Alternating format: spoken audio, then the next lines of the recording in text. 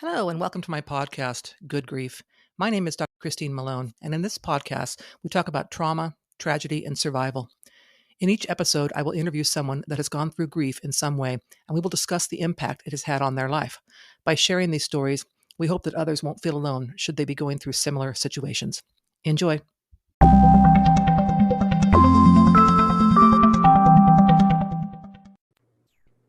Okay, guests, thank you so much for joining me today. In today's podcast, I have a guest who's going to talk about the experience of losing her parent. So, guest, if you would introduce yourself and tell us a story about your parent. Sure. Hi, audience. My name is Tamara Fox, and I actually live in Colorado. I lost my dad in April 2020. It was April 4th, 2020. So right when COVID had just started. My dad passed from cancer, but he had actually been a drug addict for, I want to say, at least 10, if not 15 years, possibly more, prior to his cancer diagnosis and death. So, was his drug addiction at all part of why he died, or he died from something else? He died from cancer. Now, to me, I am a pretty firm believer as a health and wellness coach that how we treat our bodies has implications. So he kind of, to give some more background on my dad, he was one of those individuals who was one of the most successful people when I was a child. He was an actuary for a very prominent Medicare, Medicaid company. He made tons of money. He was one of those guys buying new cars in cash, like every couple months, because he could. And we went to country clubs and we lived this very lush lifestyle because my dad was very financially successful and very did very well in his career. And he had a lot of surgeries in the 90s, like knee surgeries, shoulder surgeries from wear and tear and other just issues. And at that time, as many know, they would pass out pain pills like candy. So he would go through one surgery, need more, they'd continue to refill his prescriptions, and he never went off of them. So finally, when his surgeries were over, he couldn't get prescriptions any longer, he turned to buying drugs illegally in order to seek that pain pills addiction that he had created. And then after that, shortly after he could no longer purchase pain pills illegally, he had to turn to heroin. So I always say he's kind of that amazing success to almost homelessness story. He was almost homeless at that point. He didn't have a job. He couldn't keep jobs. He became pretty, for lack of better words, chaotic towards that part of his life because of what the drugs had done to his mental and physical health. So again, he was diagnosed with cancer much later on, and actually his life was starting to come around a few years prior to his death, which was really unfortunate. He had a job and was remarried, and his life was starting to get so much better. And then, he was diagnosed with cancer, but he suffered so many medical issues between the years of probably 2008 and 2020. And again, I contribute a lot of it to the way he had taken care of himself, but he was constantly battling different, both physical and mental health issues. Yeah, I know. I'm so much that's it's such a common story with especially starting out with pain pills and then becoming all the way to heroin and near homelessness. And certainly speaks to, which I don't think anyone would argue, that the choices we make on our health throughout our life definitely has ramifications. And we'll catch up with you. Both of my parents passed at early ages due to health conditions. They just didn't take care of themselves, and they lived very unhealthy lifestyles. So yeah. So tell me a little bit about, I remember my experiences with COVID with my own healthcare and other issues, but I didn't have the loss of someone during that time. So how did COVID itself impact you with your father and maybe saying goodbye, travel restrictions, so on and so forth?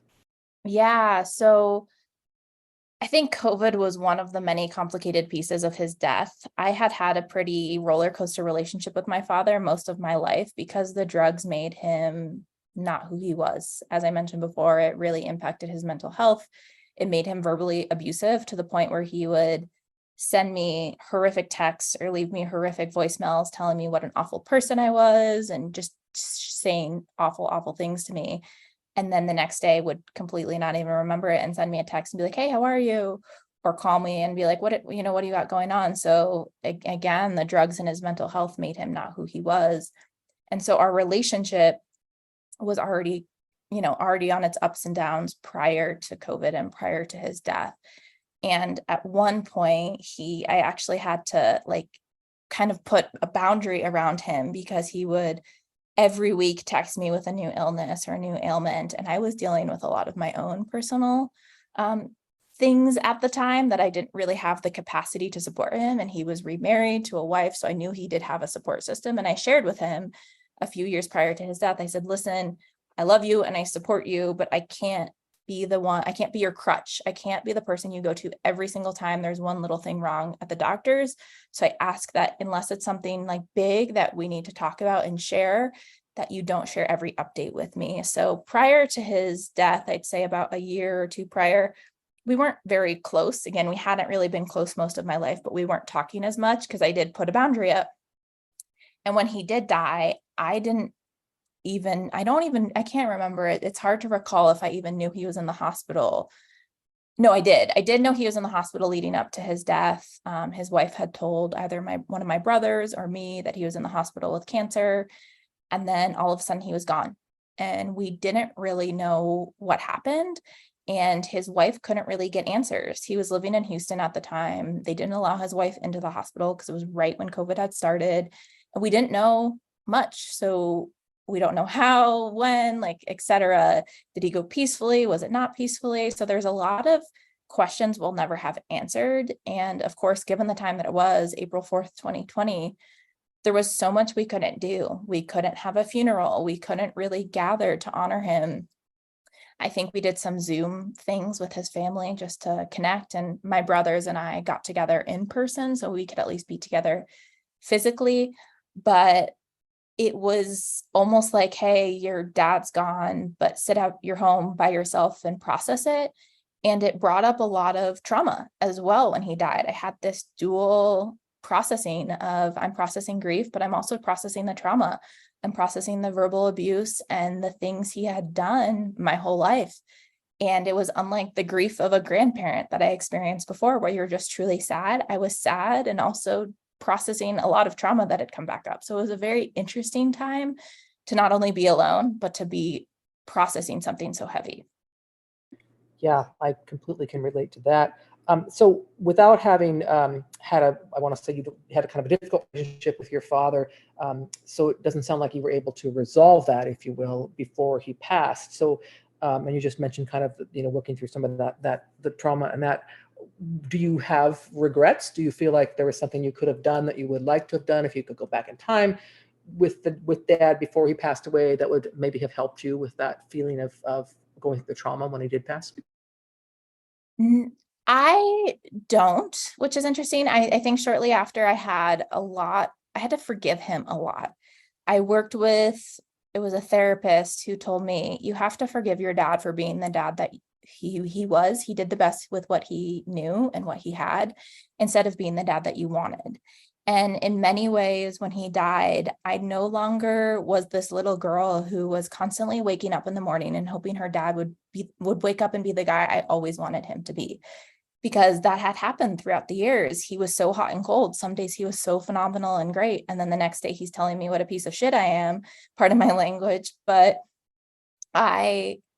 when he died, I finally released that piece of, he was the best dad he could be with what he had. He suffered a lot of mental health, not only in his adult years, but he struggled with it in his childhood as well. And I had to really grieve that. I had to grieve, my dad dying. I had to grieve, I had the dad that I didn't want, but that was the dad I received.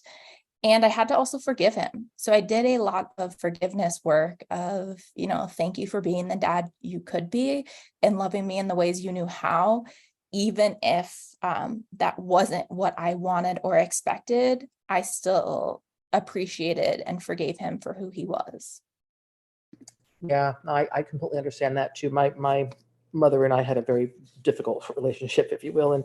And when she passed, I didn't talk to her before then. I didn't resolve a lot of things, and purposely, I just didn't feel I needed to. And I had to do the same thing you did, which was to forgive her for a lot of the things that she did and did not do as a Yeah. mom. So any thoughts about, I know you're very young, so losing a parent when you're young, the things that where you would have him be there. So you get married and he's not there, or you have a child and he's not there. So those loss of memories, did any of those things come up for you since he passed? Things that he's not going to be there for that you feel bad about? Yeah, so I actually wrote about that in my blog, which I think that was one of the hardest things is, as I mentioned, my dad was on the up a couple years prior to his passing. He was remarried to a wonderful woman. He was getting his life on track in so many ways. He was no longer abusing the drugs. It was wonderful. I was seeing him turn over a new leaf in so many ways, and which enabled us to start to rebuild a relationship that had always been pretty rocky. And that was one of the first things I wrote about in my blog when I wrote about my dad passing, was he wasn't going to get to see me get married. He wasn't going to ever meet grandchildren. And between either myself or my four brothers, and he always talked about how excited he was to be a grandfather and those things, and just experience other memories and events with us, especially seeing that he was in a much better place and starting to be in a really good place. So that was very difficult. I also, at the time, and I'm trying to think right now if I can recall, I don't believe, and I could be incorrect, but I don't believe I actually knew anyone who had lost a parent young. So I felt, again, a little bit alone of like, not only did I know that, envy in a lot of ways some of my friends who had amazing fathers and these wonderful relationships with their fathers, but now I was at a place where I didn't have anyone else who knew what it felt like to lose a parent. I was, 2020, I was 28, 29 when it happened, and it was still really young. And I didn't know at that time, I didn't have anyone close to me who I could talk to who could relate to that loss. Yeah, that's again, unfortunately too common, but people don't really have that available to them, or people don't feel comfortable talking to you about it too, maybe because they haven't experienced it. So I know you have, you mentioned your blog, so tell us the address of your blog, and I also want to hear a bit about, I know, the coaching that you do. Yeah, absolutely. So the address is a little long, so I'll send you the website address to put in your link for your viewers. But the blog and my health and wellness coaching is called Awaken Empowerment. The blog is about my life, with the goal of one day, 5 years from now, I'll be writing a book about it. But it talks about what has happened to me and some of the experience I've had, and what I've learned, gained, and how I've come out of those experiences in a better light. Again, I started the blog with the intent of hoping that others would read it and not feel alone, because in a lot of the experiences I have had, I've felt pretty alone. So that's why I started the blog. It's amazing. I love it. It's very therapeutic. And shortly after I started it, I did have people reach out and say, hey, I shared this with a friend. They found it helpful. And that, to me, made me feel like I was doing something that's making a difference, which is great. And then the health and wellness coaching for me is working with individuals who want to get from point A to point B or point C or whatever that may be, get somewhere into the future, but feel stuck. I oftentimes do work with a lot of individuals who have experienced trauma, but I'm not a therapist, and I'm not looking for people or I don't work with clients who are in need of therapy. I typically work with a lot of people who have either done therapy before, or they're in therapy and they want something different, something more forward focused, something more solutions oriented, something to help them make them feel better in a different way. And I work with a lot of people who have never been in therapy, but know the power of coaching and the difference it can make in your life to have somebody, just that advocate in your corner, and somebody helping hold you accountable. And as a health and wellness coach, I work with my clients on a holistic level. So looking at the whole person, whether that's physical, mental, spiritual, financial, whatever that may be, and determining what are their goals and what do they need to get there and how can I help them get there. And truly, it's not just me helping them get there. They are the captains of their own ship, and they truly find their way through whatever they need. But I'm there to hold space to help them get there and partner with them in that journey. But they're really the ones that contribute to all of their success. Do you feel like the experiences that you've had in your life, specifically the traumatic ones, have helped you to be better as a health coach? Yes. So I say to people that I meet often is I have 30 years of life or 60 years of life experience in 30 years because I've experienced seven deaths in 6 years, and I had deaths prior to that. But from 2016 to 2022, I had 7 losses. I went through something extremely traumatic, which I know you and I have talked about when I was 19, which is another one of your podcasts, if your listeners haven't listened to that, where I talk about that. As well as some other life experiences. And when I've talked with others who are kind of in the grief or healing and trauma space, and they always say, wow, you have been through so much so young, where most people go through what you went through over the span of their entire life, or they go through maybe a tenth of what you go through at one point in their life, but not over such a substantial period of, that 12-year time. So I do believe 100% my experiences give me empathy for those who have gone through other difficult things. And if I cannot relate completely, it allows me to hold a lot of sympathy for them, because I know what it's like to go through so much trauma, to go through grief, to go through hard times, and then come out the other side a person that you didn't imagine you could ever be. But that person can still be amazing. So I found it's been very helpful. And I often say I turned my pain into purpose. Yeah, I can certainly hear that. And I think you would be very inspirational to people who are perhaps going through something or have gone through something, and are trying to get their life in a space where I want to be. And now I've met this wonderful coach who is showing me by her own existence that there is definitely a path to take to where you can, be resilient again and so on. So I think that's great. I think you've definitely found a field that sounds like it's perfect for you. Yeah, I love it. And I work with my own coach. One of the reasons I got into coaching is because I knew I didn't want to be a therapist.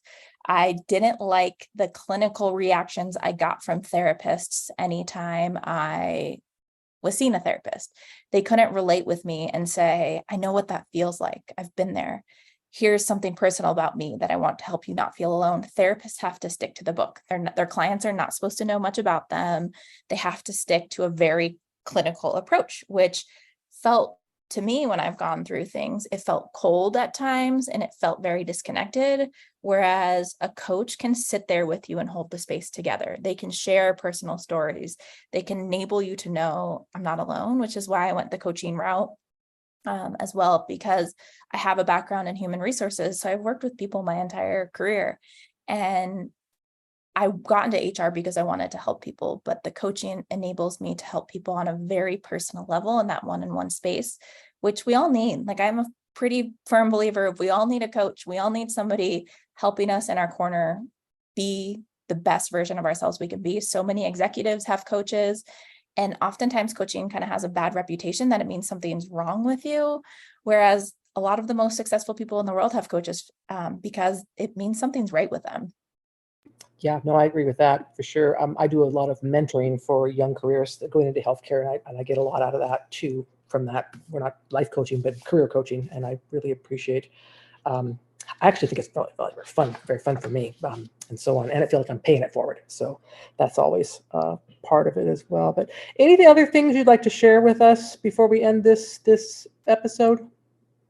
I think for those who have lost a parent, regardless of when, how, or what your relationship looked like, that there are ways to find healing in it that is very therapeutic for you. So for me, that healing was learning how to forgive, like truly, truly forgive, which is a life lesson that I think we all need. So even if you have the most beautiful, amazing relationship with the parent you lost, find what lesson you can take and learn from that and apply in your life, and maybe even teach others, and how that can impact you for the best. So that's all I would leave with.